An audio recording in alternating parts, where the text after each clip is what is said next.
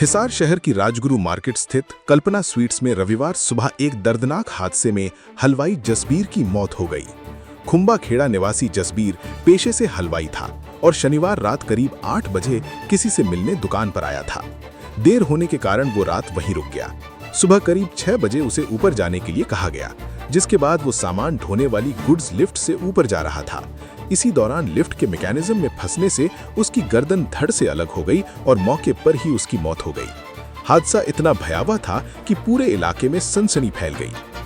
घटना की सूचना मिलते ही पुलिस मौके पर पहुंची और शव को कब्जे में लेकर पोस्टमार्टम के लिए भेज दिया। पुलिस अब ये जांच कर रही है कि हादसा लिफ्ट की तकनीकी खराबी, सुरक्षा व्यवस्था में कमी या किसी लापरवाही के कारण हुआ।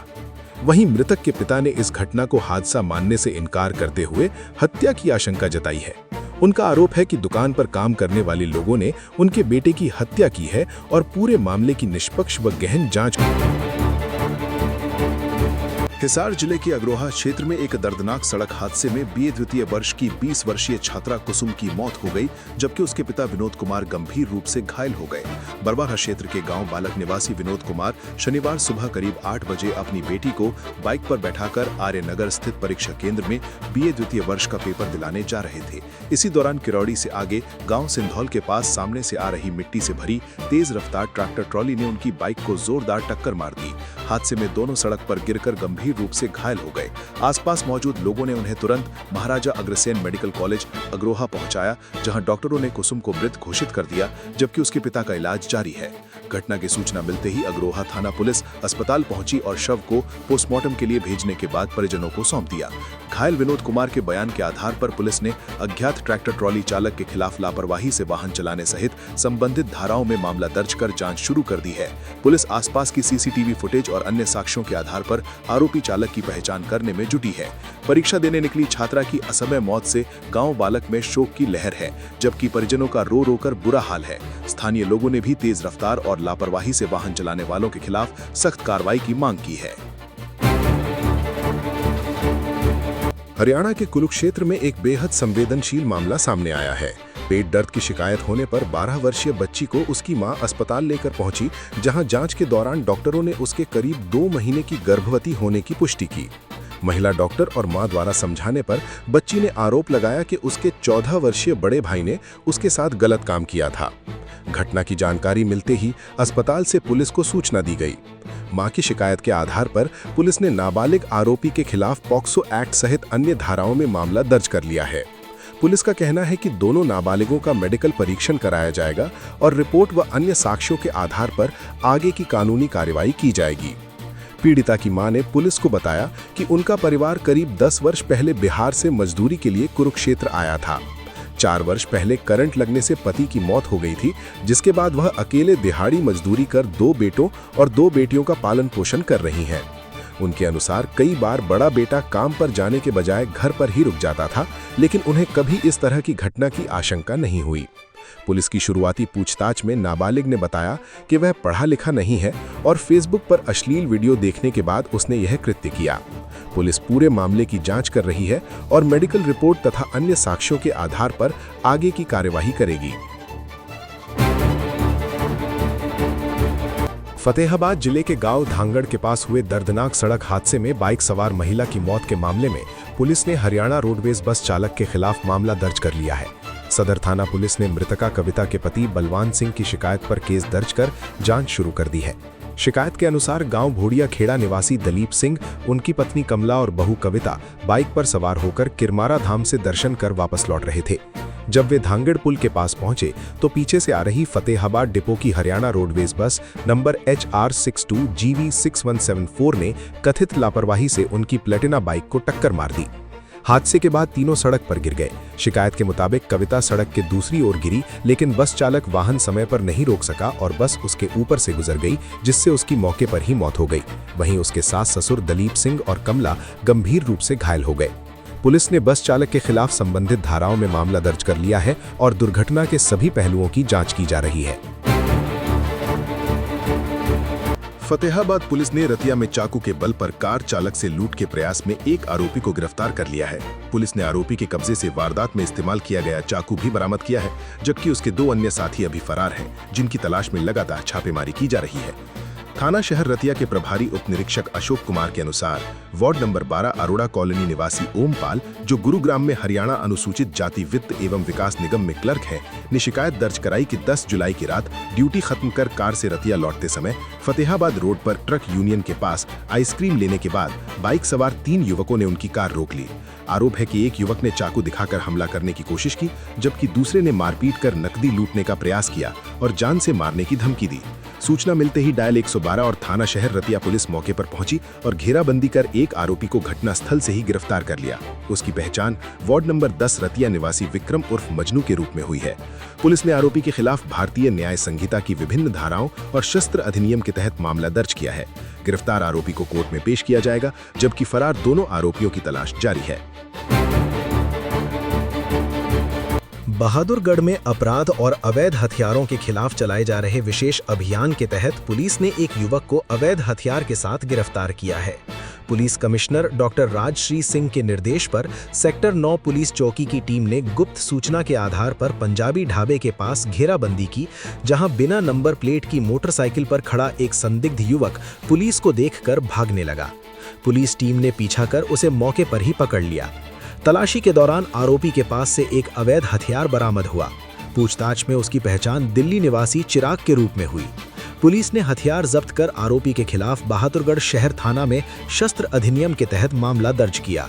बाद में आरोपी को अदालत में पेश किया गया, जहां से उसे न्यायिक हिरासत में भेज दिया गया।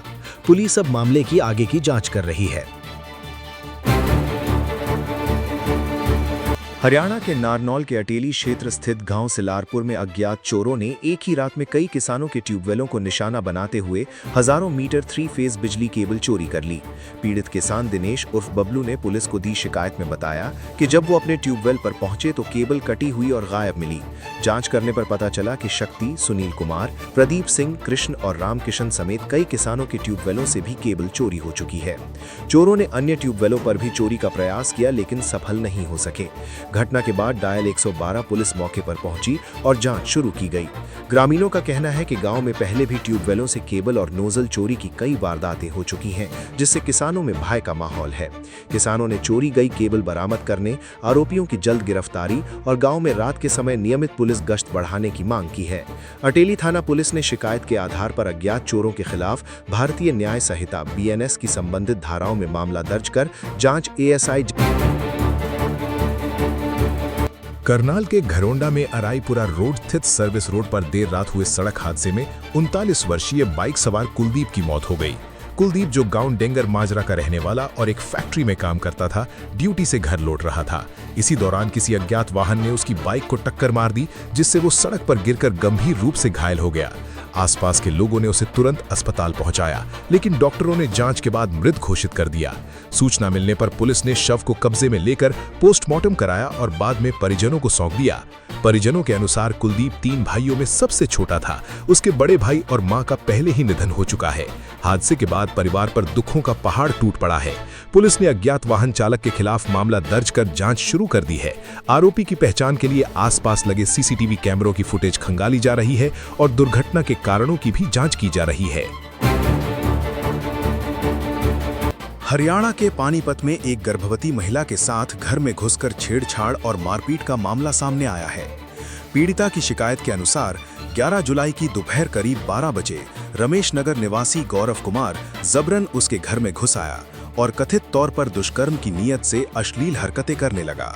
विरोध करने पर आरोपी ने महिला से मारपीट की, जान से मारने और दुष्कर्म की धमकी दी। शोर सुनकर महिला के बच्चे नीचे आए तो आरोपी ने उन पर भी चाकू से हमला करने की कोशिश की। किसी तरह महिला और उसके बच्चों ने भागकर अपनी जान बचाई। पीड़िता ने बताया कि वो गर्भवती है, जिससे इस घटना में उसकी और गर्भस्थ शिशु की सुरक्षा भी खतरे में पड़ गई। घटना के बाद कॉलोनी की महिलाएं इकट्ठा होकर आरोपी के घर पहुंची। वायरल वीडियो में महिलाएं आरोपी के घर के गेट पर डंडे मारती दिखाई दे रही हैं। कुछ देर बाद आरोपी कथित तौर पर डंडा और चाकू लेकर अर्धनग्न अवस्था में बाहर निकला और महिलाओं को धमकाने लगा। पीड़िता का आरोप है कि आरोपी पहले से कई आपराधिक मामलों में नामजद है और जमानत पर बाहर है। उसके खिलाफ कॉलोनी की महिलाओं और लड़कियों से छेड़छाड़ के भी आरोप लगते रहे हैं। तहसील कैंप थाना पुलिस ने शिकायत और वीडियो के आधार पर विभिन्न धाराओं में मामला दर्ज कर जांच शुरू कर दी है। थाना प्रभारी इंस्पेक्टर बलजीत सिंह ने बताया कि आरोपी की गिरफ्तारी के लिए कार्रवाई जारी है। फरीदाबाद के इस्माइलपुर क्षेत्र में 4 दिन से बिजली आपूर्ति ठप रहने से नाराज लोगों का गुस्सा उस समय भड़क गया जब बिजली विभाग के जूनियर इंजीनियर शिव कुमार मौके पर पहुंचे। गुरुवार शाम कॉलोनी वासियों ने सड़क जाम कर प्रदर्शन किया। इसी दौरान एक महिला ने आरोप लगाया कि जेई ने उसके साथ अभद्रता करते हुए गलत तरीके से छुआ। आरोप लगते ही वहां मौजूद महिलाओं ने जेई को घेर लिया, उनका कॉलर पकड़कर खींचा, धक्का मुक्की की और कार्रवाई की मांग करने लगी। घटना का वीडियो भी सामने आया है जिसमें महिलाएं हाथ कैसे लगाया कहते हुए विरोध करती दिखाई दे रही हैं। बाद में स्थानीय लोगों और पुलिस ने किसी तरह जेई को महिलाओं के बीच से बाहर निकाला। प्रदर्शन कर रहे लोगों का कहना था कि लगातार 4 दिन से बिजली नहीं होने के कारण उन्हें पीने का पानी तक खरीद कर लाना पड़ रहा है और बच्चों की पढ़ाई भी प्रभावित हो रही है। वहीं जेई शिव कुमार ने महिला के आरोपों को निराधार बताते हुए कहा कि वो केवल बिजली समस्या सुनने और समाधान के लिए मौके पर गए थे तथा महिलाओं ने अपनी नाराजगी में उन पर झूठे आरोप लगाए। पल्ला थाना प्रभारी सत्यप्रकाश ने बताया कि पुलिस ने मौके पर पहुंचकर लोगों को समझाया और सड़क जाम खुलवाया। बिजली विभाग की टीम बिजली आपूर्ति। पंचकुला में राज्यसभा सांसद कार्तिकेय शर्मा ने मानवता का परिचय देते हुए चंडी मंदिर टोल प्लाजा के पास सड़क दुर्घटना में घायल एक युवती की मदद की। पिंजौर के यादवेंद्र गार्डन में आयोजित मैंगो मेले से लौटते समय उन्होंने सड़क किनारे घायल युवती को देखा और तुरंत अपना काफिला रुकवाया। इसके बाद युवती को अपनी गाड़ी से अस्पताल पहुंचाकर भर्ती कराया। अस्पताल में सांसद ने डॉक्टरों से युवती के स्वास्थ्य की जानकारी ली और उसके समुचित उपचार तथा सभी आवश्यक चिकित्सा सुविधाएं उपलब्ध कराने के निर्देश दिए। उन्होंने युवती के जल्द स्वस्थ होने की कामना करते हुए लोगों से भी अपील की कि सड़क दुर्घटना में घायल किसी भी व्यक्ति की तुरंत मदद करें और उसे समय पर अस्पताल पहुंचाएं, क्योंकि गोल्डन आवर में इलाज मिलने से कई बार किसी की जान बचाई जा सकती है।